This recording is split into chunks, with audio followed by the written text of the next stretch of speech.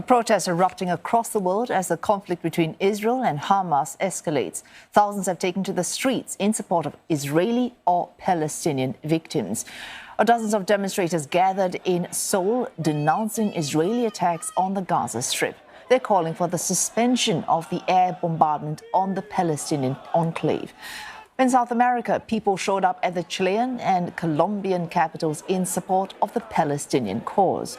They also called for peace in the Middle East. In Santiago, hundreds gathered in front of the Economic Commission for Latin America and the Caribbean, calling for a stop to the killing of children during this conflict. Estamos acá manifestándonos porque nunca va a poder haber paz en ese territorio mientras Israel esté ocupando una tierra que no le corresponde. La Unión Europea ha condenado los actos de Israel como crímenes de guerra.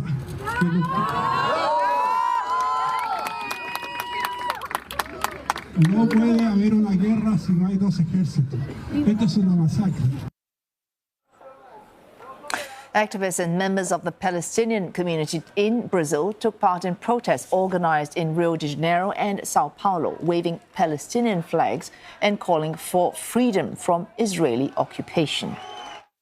A gente, obviamente, lamenta as mortes, né, de pessoas inocentes de ambos os lados, mas a gente não pode deixar o discurso de que foi um ataque simplesmente dos palestinos, né, ou do Hamas, que foi um atentado terrorista, quando na verdade são 75 anos de opressão, de ataques e de injustiças contra o povo palestino, principalmente na faixa de Gaza, que é uma região controlada por Israel. Opposing rallies were held in support of Israel in Brazil. The Jewish community in Sao Paulo participated in a vigil holding lanterns and waving Israeli flags. Hoje não estamos discutindo narrativas históricas, interpretações, direito internacional. Não estamos discutindo isso. Nem estamos avaliando as guerras ou as regras das guerras. Estamos diante de um ato que nem pode ser chamado de selvagem ou barbárie, porque essas são palavras relacionadas ou com animais ou com humanos. O terrorismo é algo de outra índole. In Sydney, hundreds from the New South Wales Jewish community and their supporters gathered in the capital, waving Israeli flags and blasting music in solidarity. I'm here to, again, show support to friends and family in Israel and around the world who are feeling scared and in danger. And to show them that not only is the Jewish community at large with them, so is the Australian community. And that even though we're so far away, we really are there with them in spirit, which is the most we can do, I guess.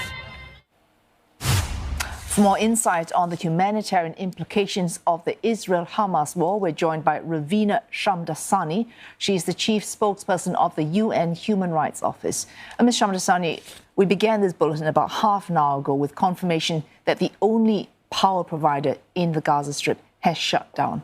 So we're looking at an area that even before Saturday, we had a 95% with no access to clean drinking water, and half do not have enough to eat. So now without electricity and the running of basic services, what are we looking out for in the next few days and the next few weeks in the Gaza Strip?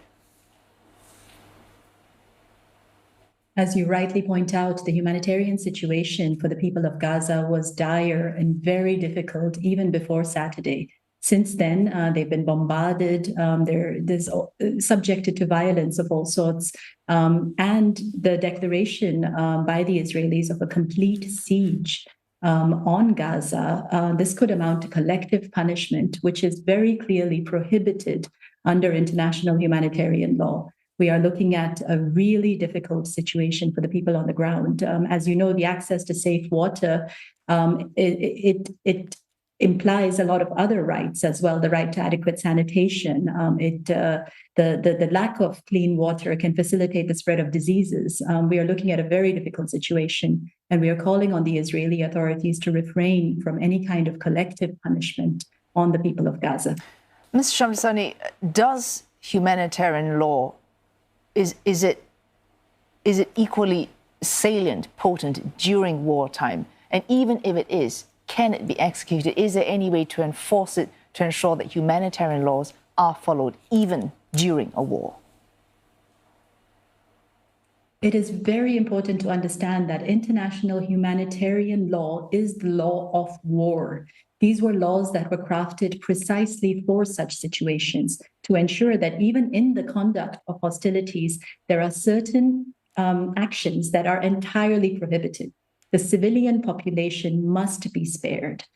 All steps must be taken to ensure that they are not killed, injured, that essential civilian infrastructure is not hit, and certainly not targeted.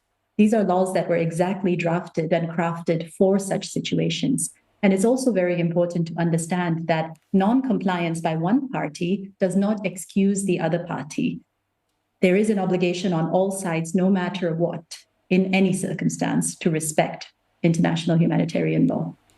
I'll be a devil's advocate here, and I realize these laws are put in place with very good intentions, but wars are necessarily destructive. For example, you want to demoralize a local population, you want to sap the military force of your opponent.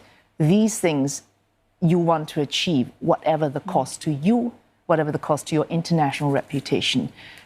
What place does international law have if you are trying to fight and win a war?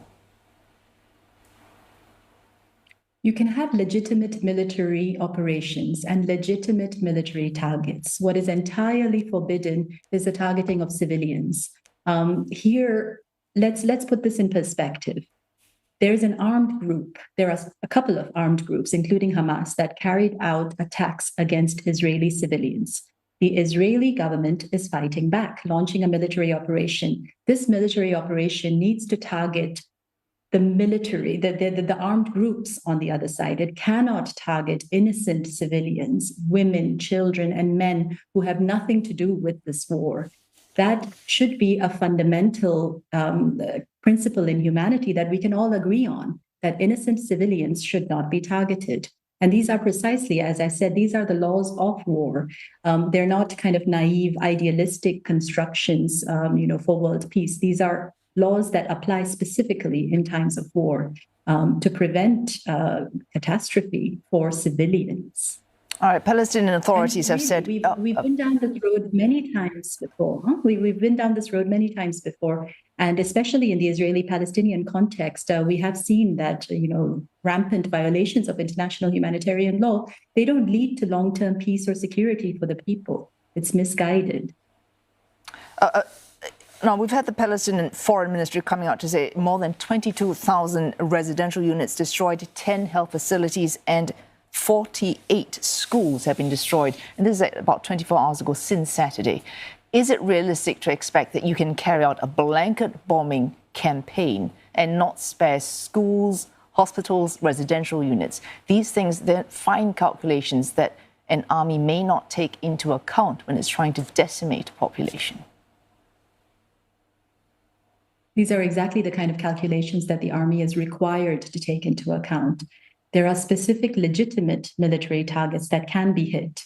But whenever you are assessing whether or not a strike is legal, you need to assess whether it's going to have a disproportionate impact on civilians. Otherwise, the strike is illegal and it amounts to a war crime. So these calculations are very important to make in any attempt at targeting military facilities on the other side. Okay, final question here, Ms. Shamdasani. First, very short on the next few days, how to tide the civilian population through in Gaza Strip with the total cutoff in power and looking ahead, perhaps persuading Israel to lift its full siege on the region, at least to allow some supplies to go in. What are the immediate steps we can think of doing? Very quickly, final question. A humanitarian corridor needs to be created for safe passage of civilians and of goods that are essential to their survival. The violence needs to stop. People need to come to the negotiating table, and all attempts at incitement to hatred and violence need to cease. This is a time for cooler heads, for the lowering of temperatures, ultimately for the security and human rights of people on both sides.